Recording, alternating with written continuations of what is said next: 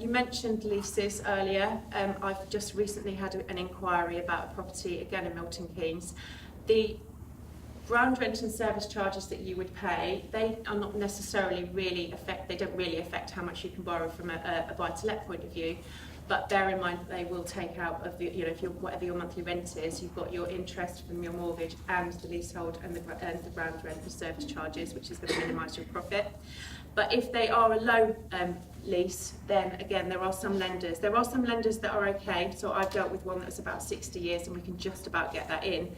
Some of them look at how much lease is left at the beginning of the mortgage, and some will expect a certain amount left at the end of the mortgage term. So again, if you're looking at a residential mortgage, if you're looking at a buy-to-let, it might be more possible with a fairly short lease that you could get one, because if you're on interest only, you could get a 10-year mortgage term and you could just about still be within the leasehold. A lot of people leave it till the purchase, don't they, and they sort of negotiate with the seller, but it does elongate the process, and if you're kind of in a rush to get it finished, then just bear in mind that that could take time. What else was I going to cover? There was something else. Oh yes, with self-assessment, is there anyone here that is self-employed? Lots of you. I come across this all the time. So your tax return doesn't have to be due till the end of January, but your tax. But don't leave it that long. No, don't leave it. Don't leave it till January. But if you need to remortgage at any point between, let's say, October and January, then it's really important that you try and get your to get your tax return done before the January deadline. And the reason for that is I've got another client that I'm dealing with right at the moment who's looking at a purchase. He's self-employed.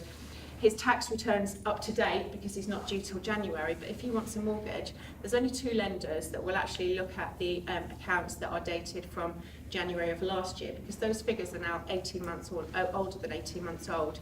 So most lenders would expect about October time for you to have you submitted your tax return that is due in January before they'll even look at you. So just things like that your mortgage advisor can hopefully help you with and guide you with, because the last thing you want really is to be going spending time looking at properties and then finding out that for whatever reason you either can't get the mortgage or you're going to have to delay it because you need to put your tax return in or something like that. So just things like that really that I just need you to be, or want you to be aware of when you're looking at property.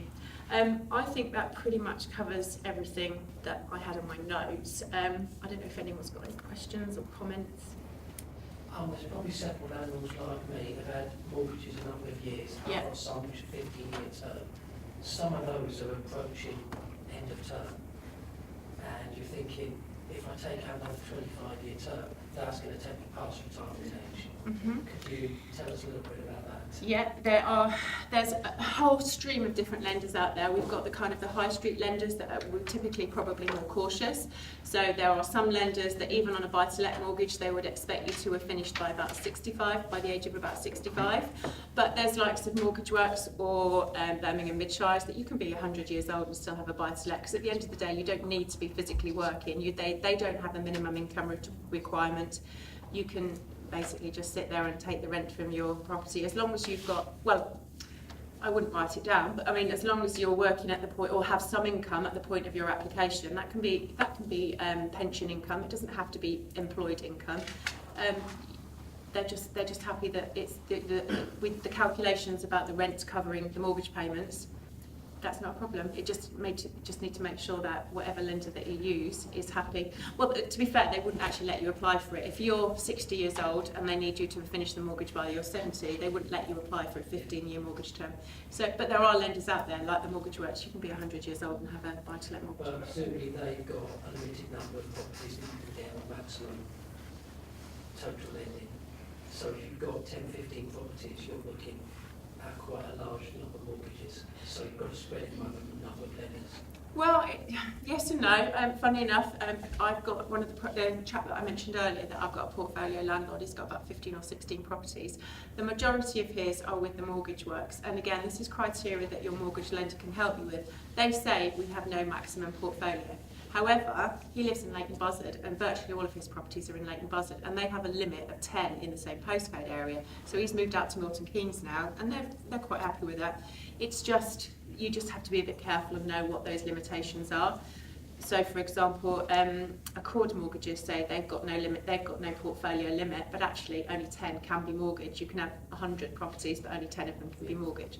So, so that's something that we would need to check, and depending really, I suppose, on whereabouts your properties are. If they're all in a similar location, there is obviously a risk for the lenders that they would be able to say, no, actually we've got too many properties in that area.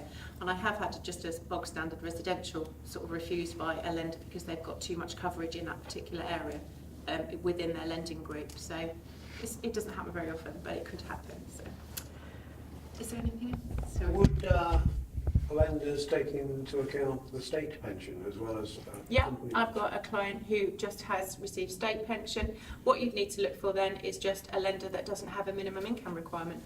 Some do, some don't. We just have to look at all of those. So, for example, as I say, the Mortgage Works and the Birmingham Mid-Shires, even some of the more high street lenders now, they don't have a minimum income requirement because of they've got such tight rules on the affordability of the rental income, so they expect it to be covered by your rent. So when you have your properties in a company, what different factors is it harder to borrow in a company? It's not harder to borrow. It's just probably the interest rates are going to be slightly higher. So it's the same process. You apply on behalf. You know, the same application process. You need to put your deposit down. You have a mortgage, and it will be charged at interest on a monthly basis.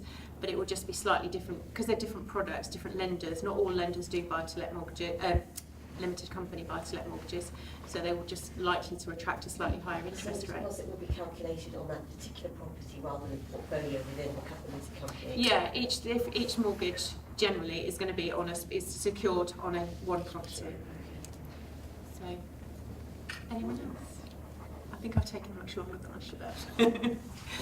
Okay, great. Well, thank you for listening.